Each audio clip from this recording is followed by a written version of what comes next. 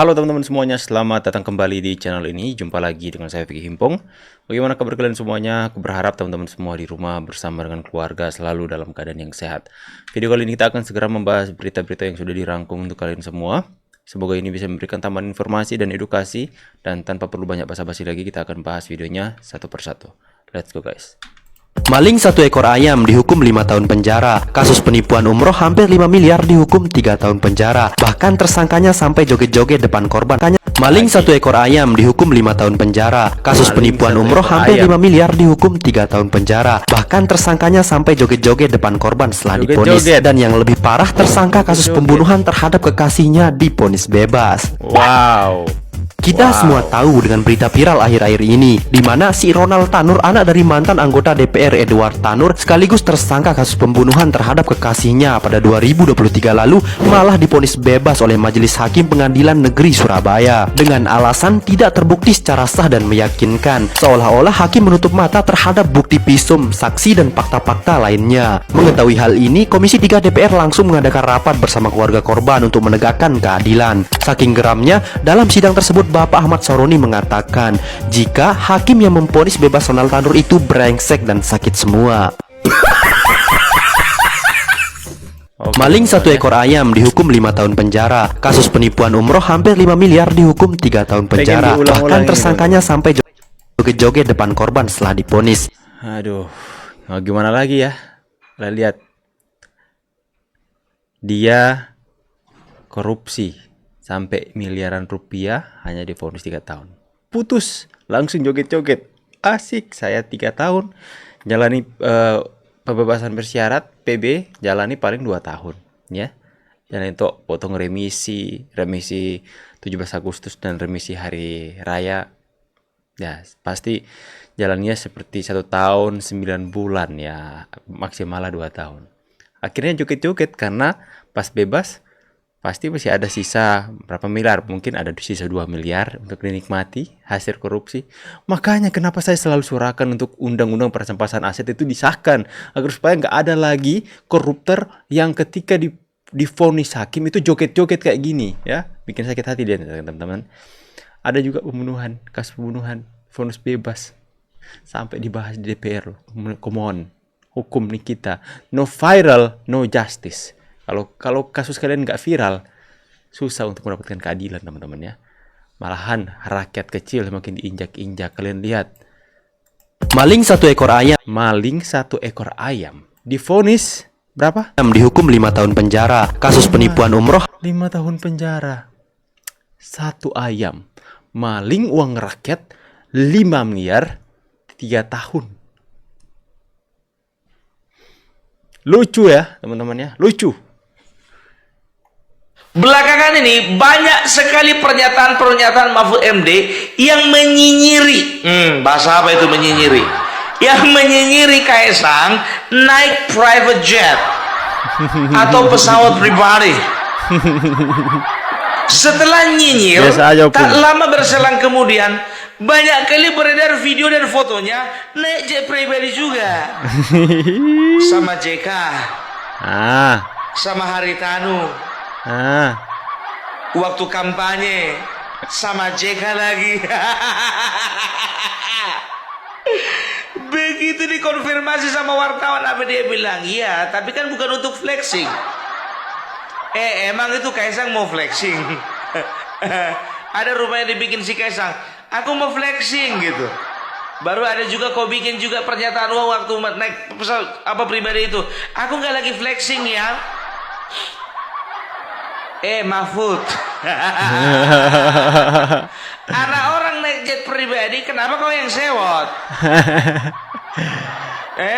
Tahu kalian, sebelum beredar foto dan videonya naik jet pribadi dengan beberapa tokoh, ya pada awal-awal Mahfud makin hari makin lucu ya. Mendesak KPK untuk segera memanggil Kaisang. Setelah beredar videonya, apa dia bilang? Masyarakat tidak bisa memaksa KPK untuk memanggil Kaisang. Kok berubah terbalik? Tadinya kau yang mendesak, enggak taunya keluar pernyataan lagi kalau KPK tidak bisa dipaksa masyarakat untuk memanggil Kaisang. Waduh, Sehat dong. Aduh, Pak Mahfud. Pak Mahfud, aku tahu kau sudah bikin podcast. Mahfud MD Official tahu. Tapi nggak semuanya juga mau kau jadikan materi. Kalau mau jadikan materi ya pilih-pilih lah. Kau sama aku beda. Kalau aku semuanya bisa ku jadikan materi. Kalau kau jangan, bahaya. Masih kepingin jadi menteri? Masih kepingin jadi ketua MK? Masih pengen punya posisi? Hati-hati. Kalau aku sih bebas-bebas aja Pak Mahfud. Ya, jadi nggak ngerti aku bagaimana si Mahfud MD ini ya. Makin lama makin benci kali sama Jokowi. Nggak ngerti. Nggak sama bapaknya aja, sama anaknya juga. Nggak sama anaknya juga, nggak sama anaknya aja, sama istri anaknya juga. Bukan sama anak perempuannya, sama menantu laki-lakinya juga. Sudah mendarah daging kebenciannya ya. Aku kalau menurutku ini kebawa kesal ini, kebawa kesal. Kenapa bilang? Ya, semenjak 2019 yang lalu. Jadi 2019 yang lalu ternyata kan bukan Ma'ruf Amin Kian yang jadi wakil presiden. Pilihan waktu itu ternyata jatuh ke tangannya Mahfud MD ya, pilihan dari Bapak Jokowi.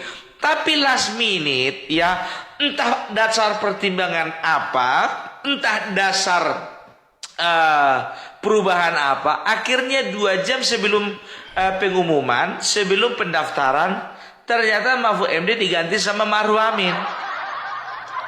Ujung-ujungnya apa? Gigit jari dia. Padahal udah kepengen kali dia jadi calon wakil presiden. Sehingga dia mengakui di salah satu podcast bahwasanya kala itu saking ambisinya dia bayar orang atau juga stafnya, anggotanya untuk menggembar-gemborkan di media sosial. Rupanya nggak jadi. Sampaikan kepada masyarakat, saya siap untuk ladeni ya. Apa dengan ini? taruh nyawa. Sudah waktunya masyarakat harus mulai. Hukum dipermainkan. Saya akan hadapi dengan taruhan nyawa. Siapkan regu tembak dan peti jenazah. Kalau mau kriminalisasi saya, karena saya pasti akan melawan. Sebagai putra tamalaki, saya siap untuk melawan terus. Ingat, lihat bagaimana mungkin hakim bisa dipesan putusannya. Bagaimana mungkin hakim yang digaji oleh negara pakai uang rakyat bisa-bisanya hanya bisa menipu masyarakat. Wow. Ini saya Guntur Laremba, aktivis penggiat hukum pejuang kebenaran. Dari mimbar Mahkamah Kebenaran saya siap bertanggung nyawa. Sekarang ini ya, masyarakat banyak yang divonis belum tentu bersalah. Ya, hanya dengan gampang mereka bilang salah input. Ya, salah input berarti banyak salah input selama ini. Jadi saya siap bertarung. Ya, ingat, sampaikan kepada masyarakat. Ayo saya masyarakat siap. ya, kita harus dukung hakim-hakim seperti ini. Hakim yang bahkan mengatakan berani bertaruh nyawa untuk menegakkan kebenaran dan keadilan di tengah-tengah para hakim yang bisa dipesan putusannya hari ini. Wow, secara tidak langsung dia membongkar kebobrokan para hakim yang lain, teman-teman. Inilah yang terjadi di negeri ini yang kita lihat ya. Seperti kasus Landak dituntut 5 tahun penjara. Tapi saya mau berikan informasi kepada teman-teman. Itu masih tuntutan ya. Tuntutan jaksa mungkin ya. Jaksa penuntut umum menuntut seorang yang pemelihara Landak itu mendapatkan hukuman 5 tahun. Saya nggak tahu putusannya atau vonisnya akan seperti apa. Pasti kalau udah viral kayak gini pasti akan, mungkin dia bisa bebas. Karena masyarakat sudah mengambil peran. Ini sudah terlanjur viral kemana-mana. Ya, coba kalau nggak viral, itu bisa jadi turun 3 tahun, 4 tahun ya. Ya makanya harus viral dulu baru masyarakat kecil bisa mendapat keadilan. Harus viral dulu seperti kasus Vina ya. Viral dulu teman-teman ya. Jadi kalau ada kasus viralkan dulu. Supaya sesama masyarakat bisa saling menolong untuk memviralkan. Nah, ini dia ya, mirisnya negeri ini. Tidak mengetahui aturan undang-undang tetap diproses. Inyoman Sukena, pria 38 tahun, menangis histeris usai keluar dari ruang sidang di Pengadilan Negeri Denpasar, Bali. Nyoman ditetapkan sebagai tersangka oleh Polda Bali pada Maret 2024 lalu karena memelihara 4 ekor landak Jawa yang termasuk hewan yang dilindungi. Landak Jawa Sukena ya? tak menyangka hewan peliharaan kesayangannya ternyata bisa membawa dirinya sampai ke ruang sidang di PN Denpasar. Sementara landak Jawa hewan peliharaannya sudah disita BKSDA Bali. Di hadapan majelis hakim, Sukena mengaku tak memahami jika landak merupakan hewan yang dilindungi, mengingat di sekitar rumahnya di Desa Bongkasa, Kabupaten Badung, Bali, masih banyak landak berkeliaran. Landak Jawa atau Hystrix javanica merupakan salah satu hewan endemik Indonesia yang dilindungi.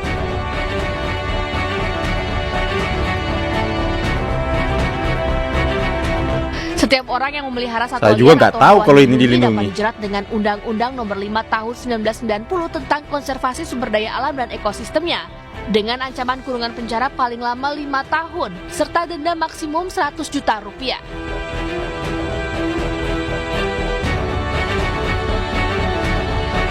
Tim Liputan iNews melaporkan. Ada yang tahu, teman-teman? Saya juga nggak tahu. Nanti ada kasus ini baru tahu kalau landak dilindungi. Saya juga belum pernah lihat landak di daerah Sulawesi, juga nggak pernah kelihatan landak, teman-teman.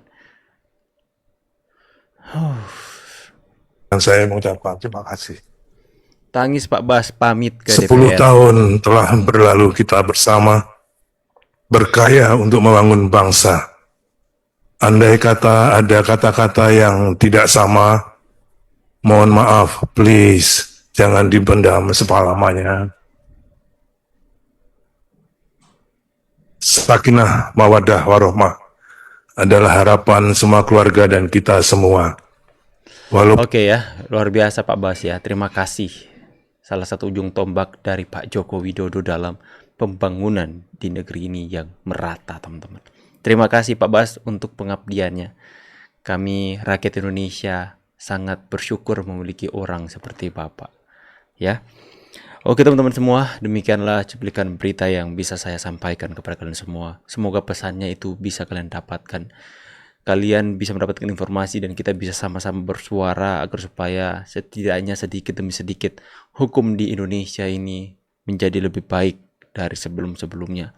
Agar supaya tanpa menunggu viral terlebih dahulu, hukum itu bisa ditegakkan. Tanpa menunggu ada intervensi dari rakyat terlebih dahulu, hukum itu bisa memberikan keadilan yang seadil-adilnya. Saya pamit dulu teman-teman ya. See you on the next video and God bless you. Bye.